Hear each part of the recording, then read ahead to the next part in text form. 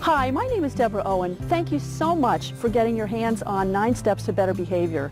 We all understand that sometimes it can be really frustrating trying to help our kids learn that good behavior is their ticket to having positive relationships and being successful and happy in the decisions that they make as they go through life. And it's our responsibility as parents to teach them the behavior that we know will actually serve them as they grow older. So the tips in this little ebook are going to really help you. It's not a quick fix, but it is absolutely a step in the right direction. If you start implementing even a couple of these tips over the next several days, you'll begin to see some changes over the next week. And speaking of the next week, I would like to invite you to continue to check your email, because I would like to spend the next several days with you sharing some of the best tips that I have learned as a family and life coach that really work with kids and with parents to recreate, to reconnect parents and kids. Now, I totally understand that it's really hard to maintain this connection with our kids when we have so many outside influences. We worry about such things as technology and media and peers. That's a huge one. And even our own kids' hormones that are playing havoc with them as they're learning how to make the inevitable separation that they need to make from you, so that by the time they're 18 or 19 years old, they're ready to go out and live on their own. I mean, I don't think you really want them to stay with you, do you? So you need to be able to help them make that transition in a way that still protects and honors the relationship that you have together. Now, I understand also that you may be looking at me saying, who is this person? Who is this Deborah C. Owen? And why should I listen to her? Well, let me tell you a little bit about my background so that you understand a little bit about me and why I feel like I have something really valuable to share with you. My husband and I have been married for over 27 years. He is an engineer, and he does a lot of business development for the company that he's currently working for. And we have raised 3 terrific young adults at this point. Our oldest is Alex. He is also an engineer like his father. He's currently serving in the Navy on a submarine, which is kind of cool. And great for us, he's only about an hour and 20 minutes away from where we live, because that's where he's stationed, and his boat happens to be in dry dock for a couple of years, being completely overhauled. So he's been out to sea, but now he's in one stable place for a while, and it's great for us. We do get to see him pretty regularly, despite kind of the difficulty of the hours that he works and the demands of his very demanding job. Our daughter recently graduated from college, and she's now in nursing school, getting a second accelerated bachelor's degree, because she wants to be a nurse and help kids is really what she wants to do. And our youngest is at a school in New York City, and he's majoring in music composition and minoring in film. So that's kind of the background of our kids. I got to tell you a couple of things. I mean, our youngest really was the beneficiary of a lot of the parenting things that we struggled with and learned from our older 2 kids. He was able to teach himself how to compose electronic music and understand film and photography and put all those pieces together. He had a principal who supported him in a senior project, and I have to say that we felt comfortable allowing him to spend time teaching himself those things because of the things that we learned with our older 2 children. And essentially he got himself into this university to study composition because of what he taught himself. I mean, he didn't learn any of this in school, so kudos to him. And he should be grateful to his older brother and sister for paving the way for him. That often happens, doesn't it?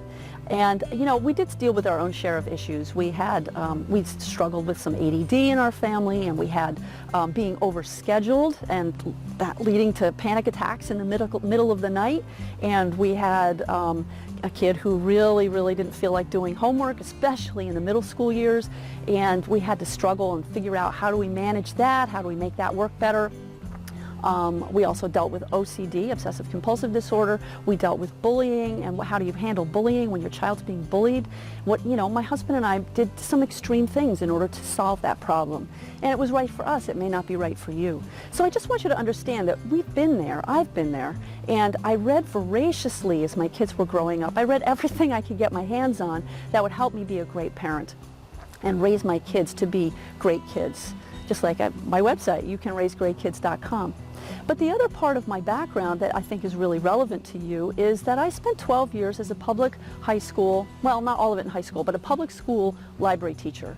As the library teacher, I saw every kid in the school, and while I may not have gotten to know them as well as the classroom teachers did, who saw them every day, I certainly saw their issues. I saw their struggles with academics, of course. I also saw their struggles with each other, with the other teachers and adults in the building, and I know that a lot of them were struggling even with their parents because of the comments that I heard. I had my regulars, you know, the regular kids who hang out at the library when everybody else is in the cafeteria or doing after-school activities. Those are the kids who really needed some help. And I made it a point to sit down and talk to them and befriend them and find out what was going on in their lives. So that was I did that for a very long time, 12 years. And so that's a huge part of my background as well. And then after that, I got, or toward the end of that time period, I got coaching certification, strategic intervention coaching, parent coaching, and I'm continuing on a couple of other coaching paths right now that I'm really excited to be able to continue to share with you and with my clients. And I do continue to learn. I continue to learn from my own kids, who, even though they're a little bit older now, the stories that they share. I continue to learn from my clients, the people with whom I'm working. I'm working with clients who have kids currently ages 5 to 17. And the issues that families deal with at different age groups it's very different, and it's different boys and girls. And I know especially the middle school years are that time when parents feel like you're going to lose control of your kids. They're separating from you, which is totally normal, but you worry about the ways in which they're separating. So if you want to be able to maintain some influence over what goes on with your kids, you're going to want to be able to maintain that influence and not just let go and wash your hands and say, I'm done. You know, I had a high school parent say to me at one point, I can't wait till my kid graduates. I feel like I'm in a jail sentence. It doesn't have to be that way. It shouldn't be that way. And I want to share stuff with you, tips and strategies that will prevent that from happening in your home, or if you're already there, we can make a really big difference to solve that problem. So again, I'm going to be inviting you to spend the next several days with me. Please check your email. I'm going to be sharing some really important tips and strategies for how to maintain that connection or reconnect with your kids so that you feel like you still have some influence over the choices that they make so that they can grow up to be healthy and happy. And this is really important stuff, and I'm excited to share it with you. So please look out for the emails that are coming, and if you have any questions, write back to me. I get all those emails, and I get all the replies that you send back, and I would love to reply back to you and see if I can help you out too. But at the very least, look for the emails and try the tips that I'm about to share with you. I'll look forward to seeing you really soon. Thanks.